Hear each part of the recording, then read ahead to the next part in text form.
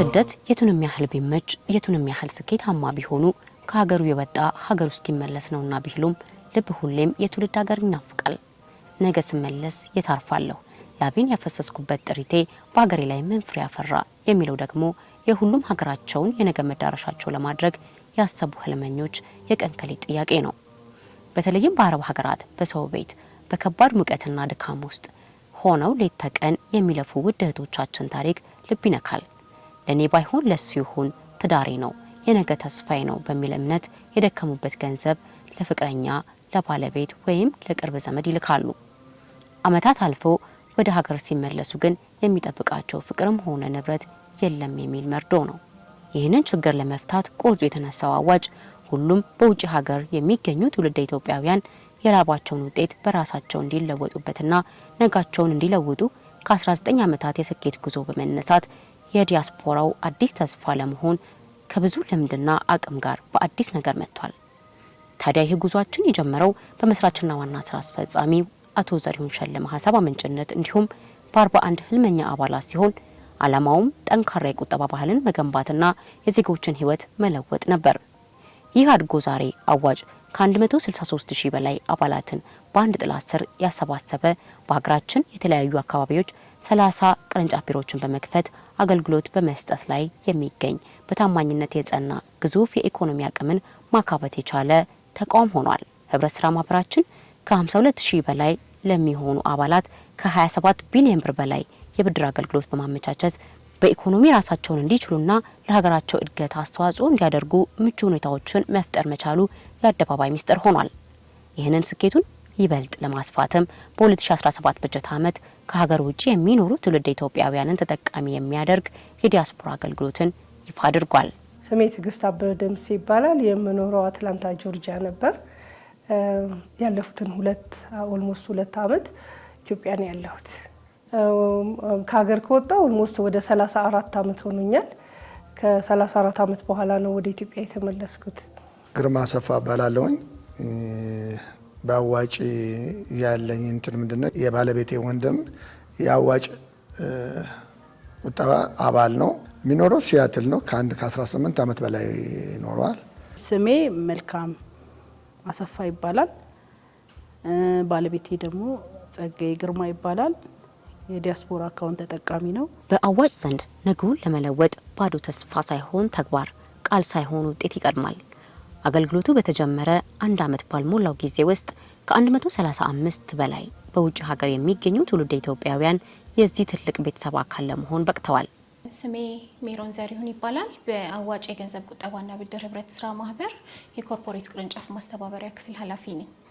እንግዲህ የዲያስፖራ አገልግሎት በአዋጭ የተጀመረው በ2017 በጀት ዓመት ሲሆን ምናልባት ጥያቄዎቹ በሙሉ እንግዲህ በአብዛኛው የተነሳው ከአባላቶቻችን ጥያቄ ሲሆን አብዛኞቹ አባላቶቻችን ቤተሰቦቻቸው ከኢትዮጵያ ውጪ ነዋሪዎች ስለሆኑ እንዲሁም ደግሞ ከኢትዮጵያ ውጪ የሚኖሩት ኢትዮጵያውያን ወይም ደግሞ ፎሬን ናሽናሊቲ ያላቸውን በሙሉ አድሬስ ለማድረግ ህብረት ስራ ማህበራችን ይህንን ፕላትፎርም አዘጋጅቷል ማለት ነው። እስካሁን ከጀመርንበት ጊዜ ጀምሮ ወደ 135 የዲያስፖራ ሜምበሮችን ለማፍራት ችለናል። ከዚህ በኋላ ደግሞ ጥሩ የሆነ የማስተዋወቅን ስራ እየሰራን አባላቶቻችን ዘንድ ደግሞ ይህንን በማቅረብ ጆይን እንዲያደርጉልና ሁሉንም ያሳተፈ እንዲሆን ግብዣችን ነው ማለት ነው።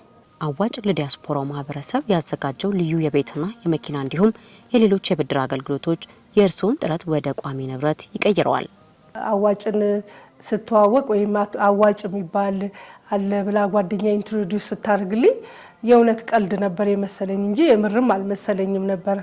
እና አጋጣሚ የዲያስፖራ አካውንት ገና መጀመራቸው ነበር።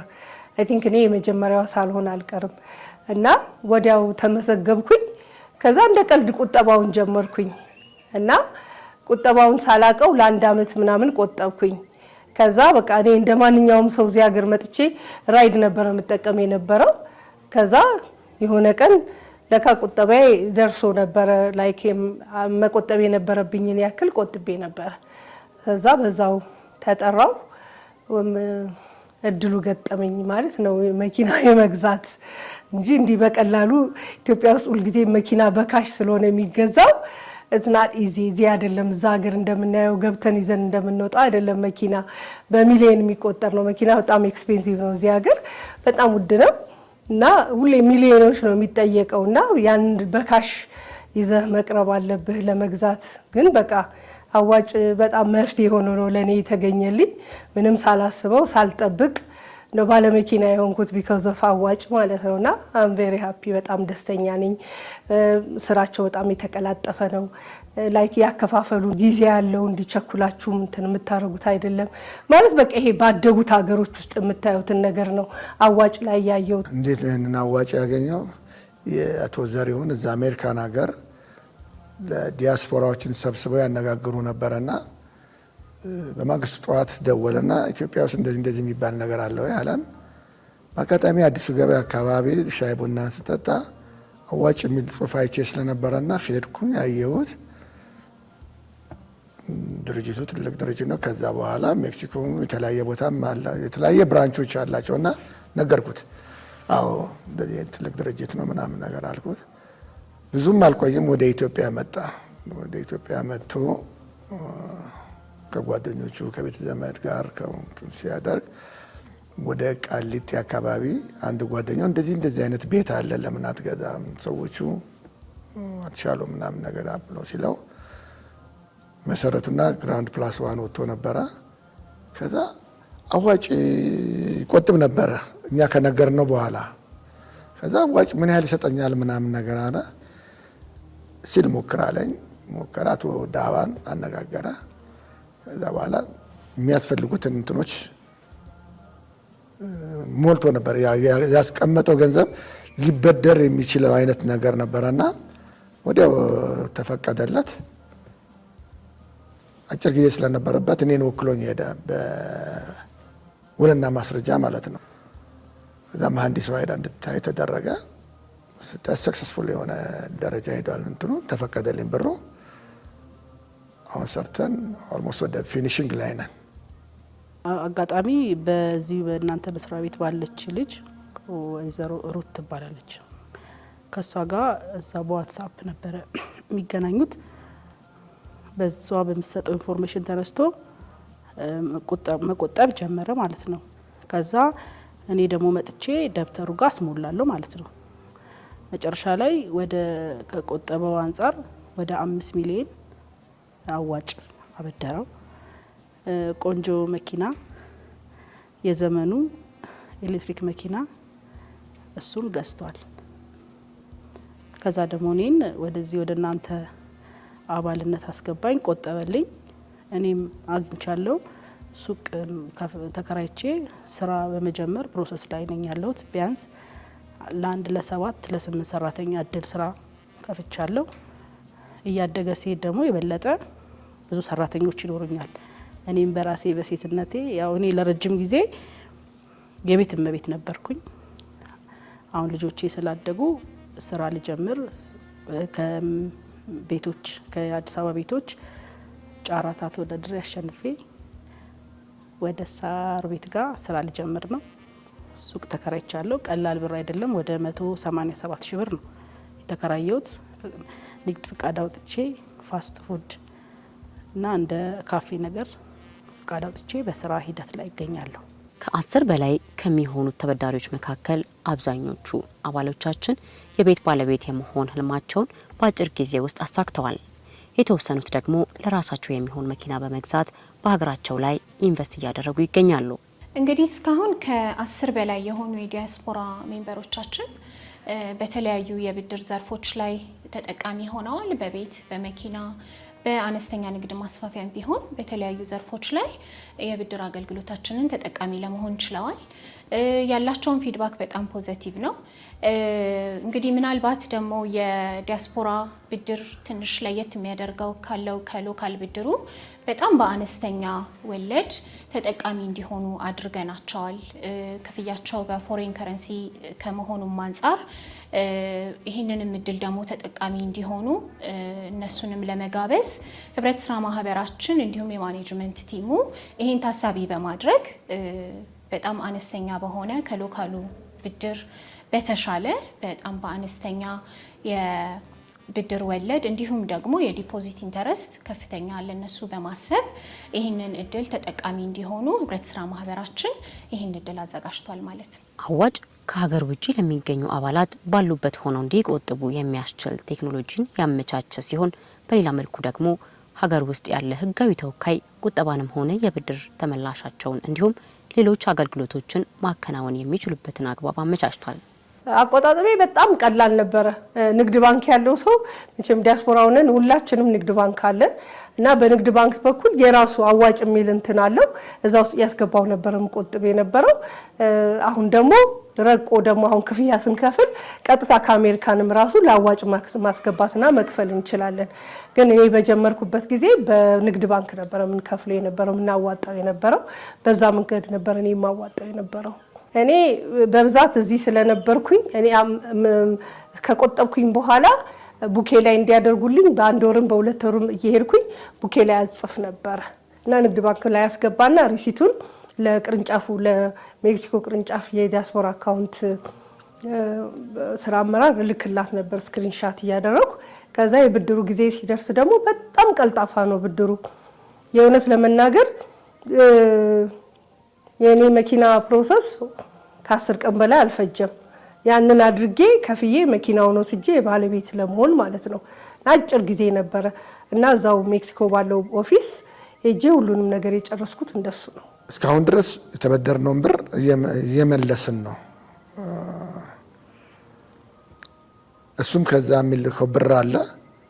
ያንን ብር እዚህ በባንክ ነው የሚልክልን። ከባንክ አውጥተን ደብተር አለን። ያን ደብተር ወስድና ከባንክ የከፈልኩት ስሊፕ እዛ አሳያቸዋለሁ። እሱም ማህተም አድርገው ደብተሬ ላይ ሞልተው ይሰጡኛል። ግንኙነታችን እስካሁን ጤናማ ነው። እሱ እዛ ሀገር ሆኖ ነበረ ባለበት ሀገር ላይ ከኢትዮጵያ ውጭ ሆኖ ነበር ገንዘብ የሚልከው። ያንን ገንዘብ በስነ ስርዓቱ እነሱ ሴቭ ያደርጉለታል። ልክ እሱ ሲመጣ ወይንም እኔ ጊዜ ባለኝ ሰዓት ሄጄ ደብተሩ ላይ አስሞላለሁ እና ከቴክኖሎጂ አንጻር የኔንም ያው ቤተሰብ ኃላፊነት ስላለብኝ ሸክሜን እንግልቴን ቀንሶልኛል። ቀጥታ እሱ ያስገባል። ያንን እኔ በሚችለው ቀን በ3 ወርም ይሁን በወርም በ2 ወርም ሄጄ ደፍተሩን ወይም እሱ ሲመጣ በረፍት ሲመጣ ደፍተሩን ሄዶ ያስሞላል።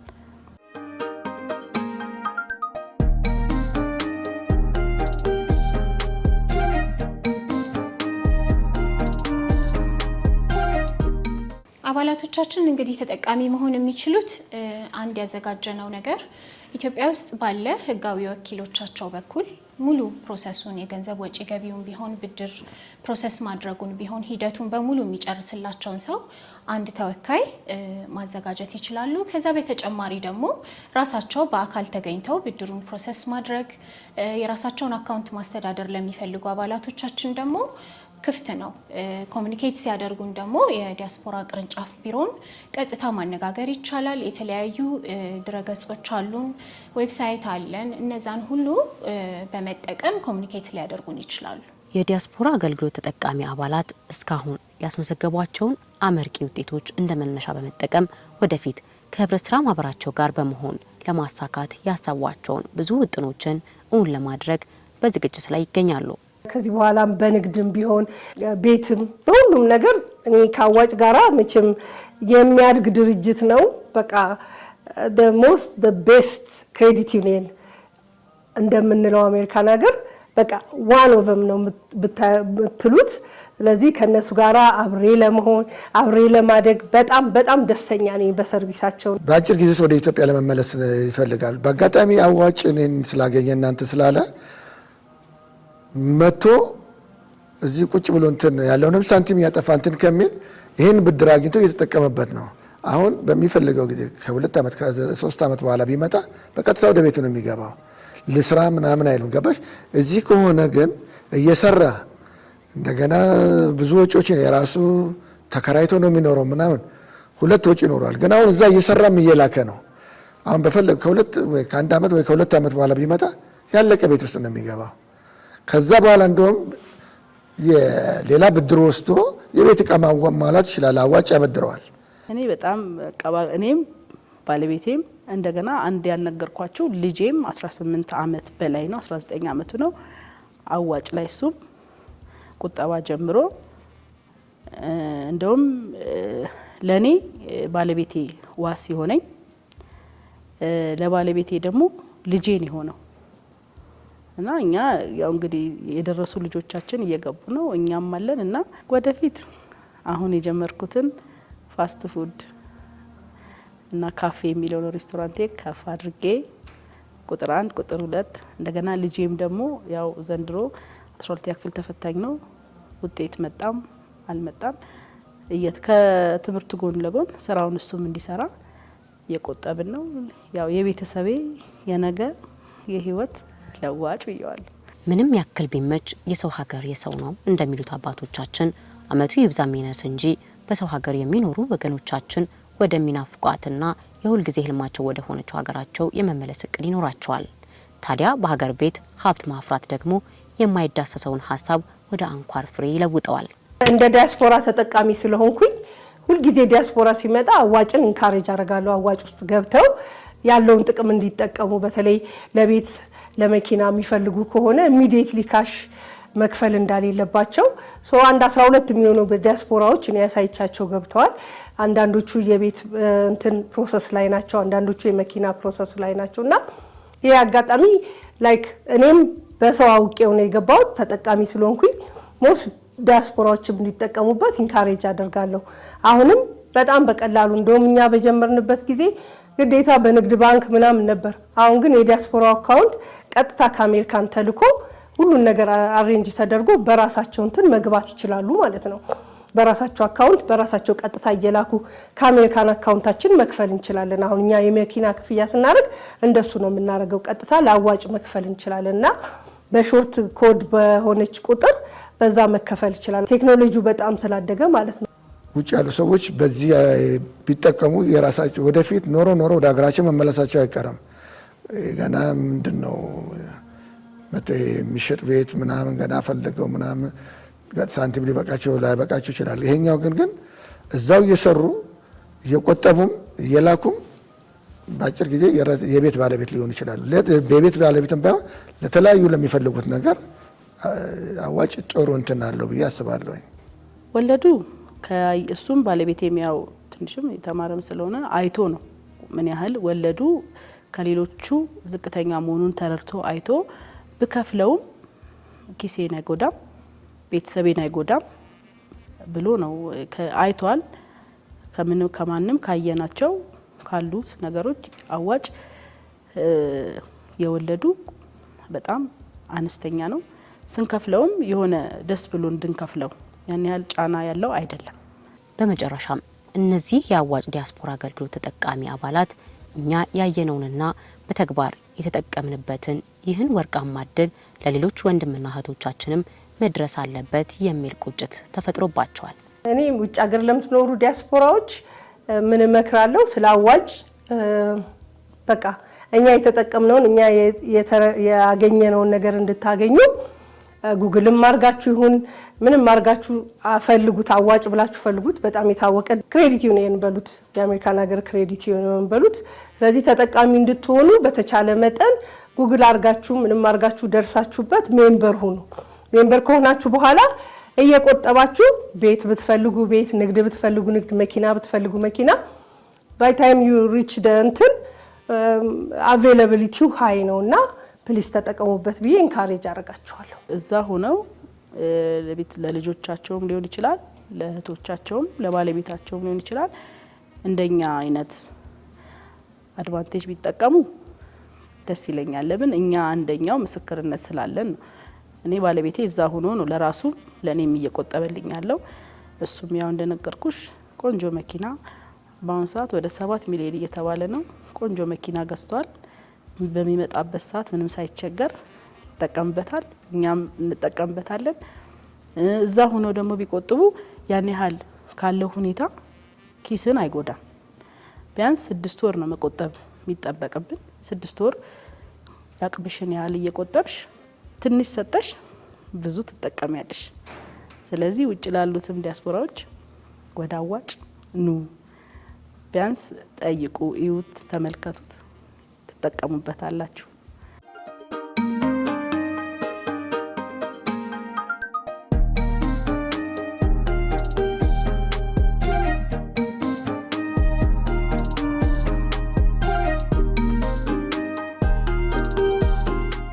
እንግዲህ በመላው ዓለም ላይ ለሚገኙ ትውልደ ኢትዮጵያውያን እንዲሁም ደግሞ በስራም በትምህርትም በተለያዩ አጋጣሚዎች ኢትዮጵያ ውስጥ መኖር ያልቻሉ ህብረት ስራ ማህበራችንን ግን መቀላቀል ለሚፈልጉ ሁሉ አዋጭ ይህንን ፕላትፎርም ለሁሉም አዘጋጅቷልና ዓለም አቀፍ ደረጃውን የጠበቀ አገልግሎት ለእናንተ ለመስጠት በራችን ክፍት ነው። ኑ ተመዝገቡ፣ አገልግሎታችንን ተጠቃሚ ሆኑ እንላለን።